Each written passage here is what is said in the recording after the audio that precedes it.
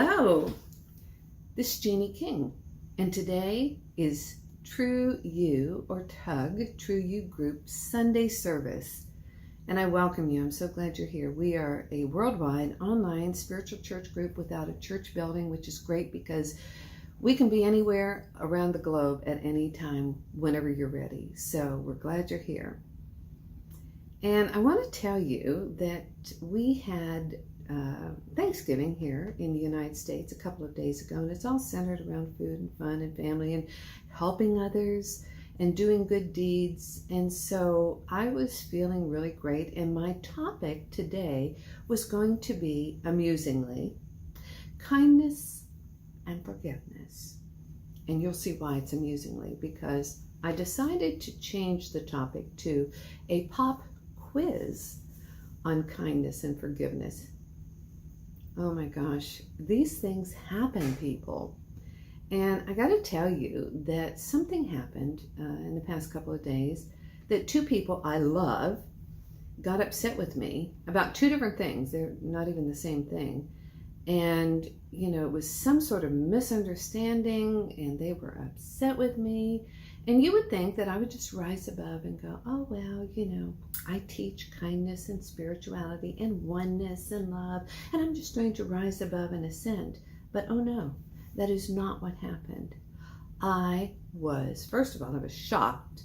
And secondly, I was mad. It was like, I didn't even do this. Or if I did something, you took it the wrong way. So all of a sudden it was about them, right?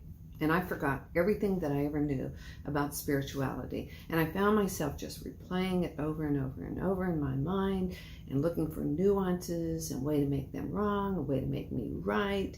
And everything that I say that I know just flew out the window.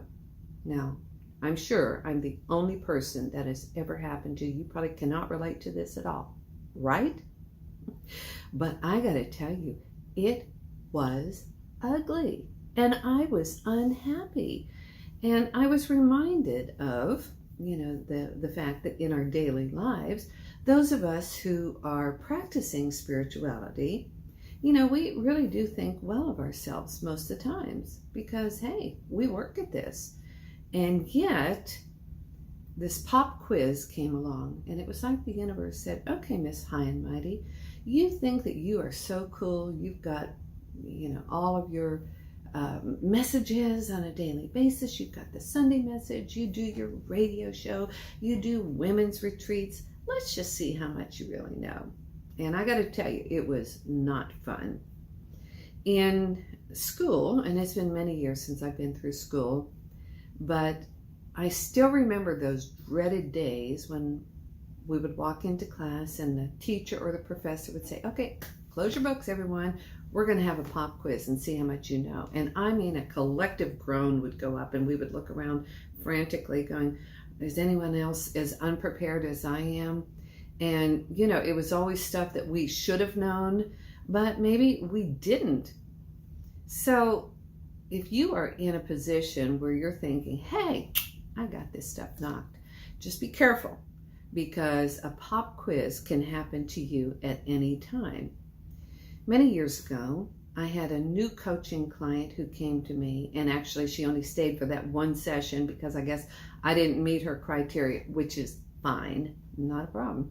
But we were talking, and I was telling her about something, a challenge that I had overcome that week, and how, you know, it had kind of knocked me off my pins and how I recovered and all of that. And she was truly puzzled, and she said, you know, why would you even tell people that? Don't you think that people want to see you as someone who is perfect? You know, sort of a guru, someone who really has their stuff together. And I was just like, I was stunned. I went, well, no, I don't. I said, first of all, my idea of guru is G, you are you, and I am myself. But no, don't you want someone who's been down in the trenches and the mud and who's overcome it? And obviously she didn't, and that's okay. But in Ephesians 4:32, it says, and be kind to one another, tenderhearted, forgiving one another, even as God in Christ forgave you. Now, I have got to tell you that being in a position where we take on a spiritual role, and all of us are doing this in some way or another, we're going to be tested on this stuff. And I just want to give you a heads up. It can happen out of the blue. And it reminds me of a koan, which is a parable about two Zen Buddhist monks who had been sent up to this cave for a couple of years, and they had been instructed on how to meditate, and they were meditating daily for hours on love and kindness and oneness and, ascending to the higher realms. And one day their guru came to the cave and he expressed how happy he was with them and how pleased he was at the progress they had made. And they were, very pleased themselves. And thank you, Master. We really have tried. And he said, okay. He said, so now that you've reached this level, your next assignment is I want you to pick up your bedrolls and I want you to go down to the village, into the marketplace, and I want you to run this booth. And they were like, you got to be kidding me, Master. We can't do that. And he said, why not? And they brought up all these reasons. They said, well, the people down in the village, they are uncouth, they are ignorant, they are angry, they are, undeveloped spiritually. And how are we going to make this work? I mean, look at those people. And you want us to do this? And he said, exactly. So in other words, he wanted them to walk their talk. And they didn't like it. And I can see why. It's much easier to sit in a cave, eat lotus blossoms, contemplate your navel, than to go down in the muck in the town and deal with people who don't have a clue. But that is what we are called to do. And then we find reflected back to us where our own muck and our own stuff is hiding. There's also another story in the Bible, in John 8:7, where the Pharisees, who were the spiritual religious people, decided to, challenge Jesus and his stories of oneness and forgiveness and kindness and love. And they brought a woman to him and threw her at his feet, and they said she has been accused of adultery, and they wanted to stone her to death because that was their law. And they said, what are you going to do about it? And so he looked at the woman and he looked at them and he simply said, he who is without sin, let him cast the first stone. Whoa, that put a damper on things, didn't it?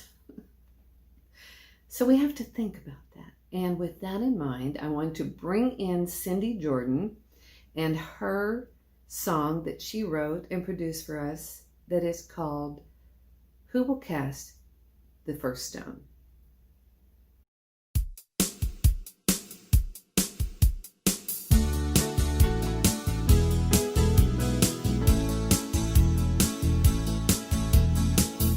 Who will cast the first stone?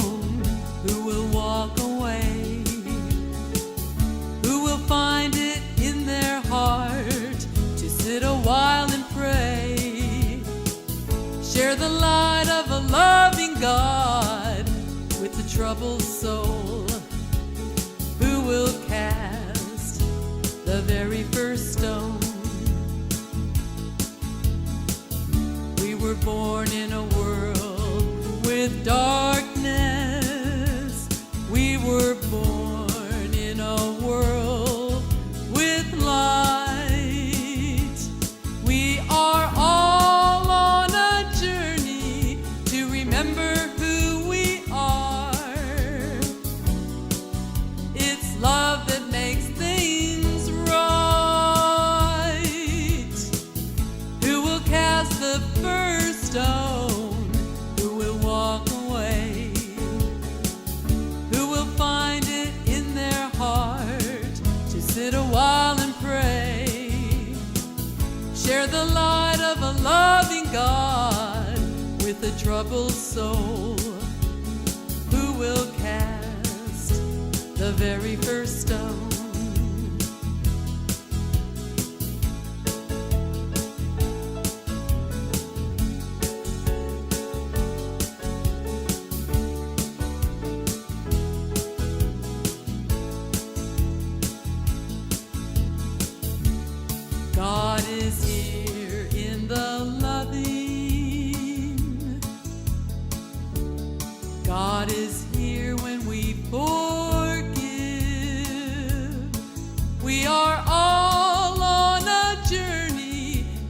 remember who we are. Now's the time to live. Who will cast the first stone? Who will walk away? Who will find it in their heart to sit a while and pray? Share the light of a loving God with a troubled soul. Who will cast the very first stone? Who will cast the very first stone? Who will cast the very first stone?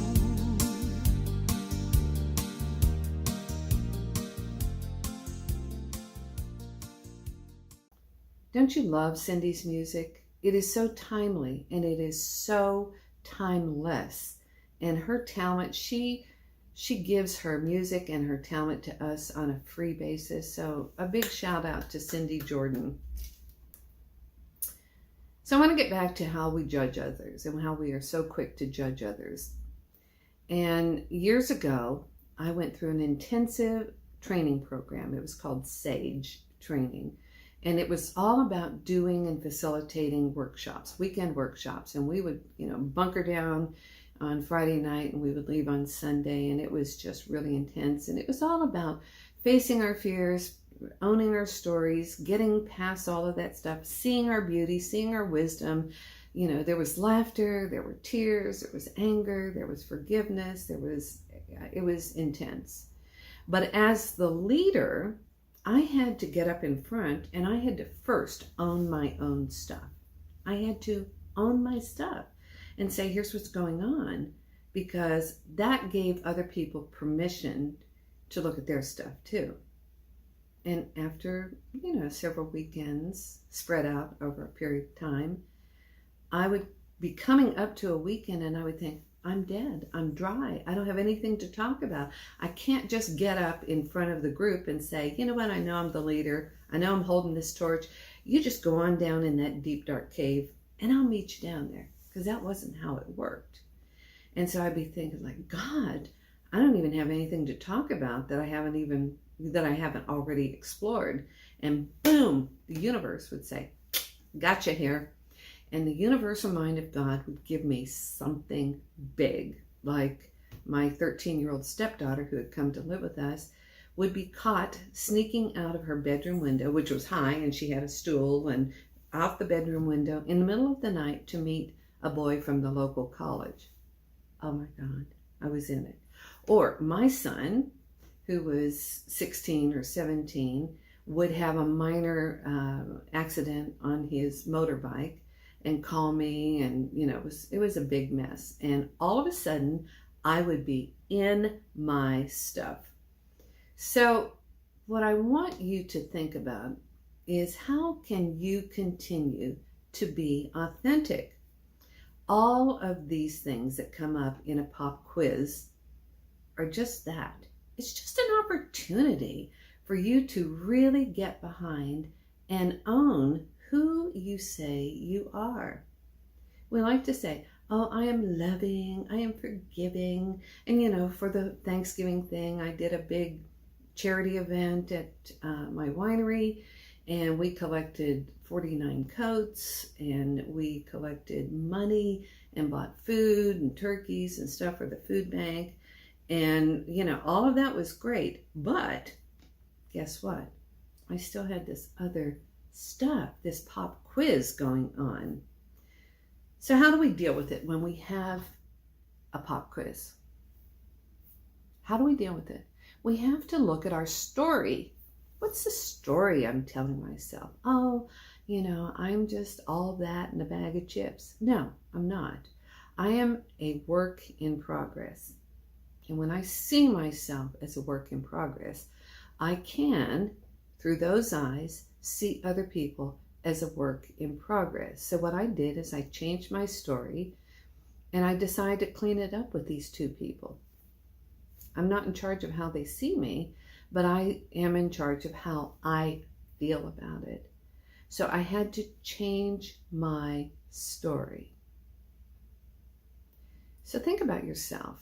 What is your story? What is your story about us and them? Whoever the them is. And believe me, it can be a whole lot of thems. It can be people on the other side of town, the other side of the political aisle. It can be people within our own families that, always create drama.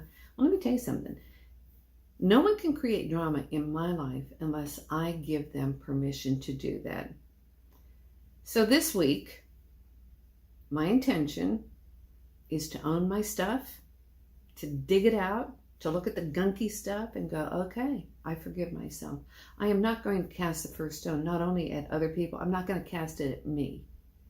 I'm going to let myself see where this stuff resides and how deep and dark it is.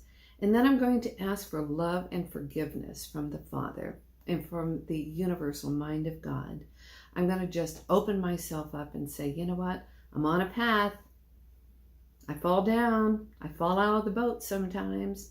But I love myself enough to let myself learn from this and move forward. So I invite you to do that. The other thing I invite you to do is to let us know how these messages, the 2 minutes that can change your life Monday through Saturday, how they affect you, if you are learning from them. Email us, or you can just put comments under our YouTube channel, True You Group, and let us know how it's affecting you. Or you can email us at trueyougroup@gmail.com. And if you want to help us monetarily, because we are growing, we are bringing in new technology and bringing in new people, you can do that by hitting the donate button on our trueyougroup.com. And you can do that on a one-time basis or a monthly basis. And if you want to just do something on a monthly basis, you can go to patreon.com/trueyougroup. So I want to tell you this. I love you. I bless you. I behold the Christ in you.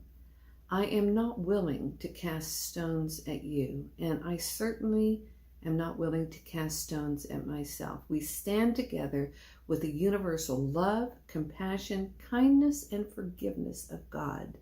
And together we will change this world as we change ourselves, one person at a time. Thank you so much for being here. Thank you for sharing our messages, our music, our services. And, I look forward to hearing from you and standing with you and holding up the mirror of perfection to you, because you are a perfect child of God, and I am too. And I love that about us. Thank you so much. I'll see you next Sunday.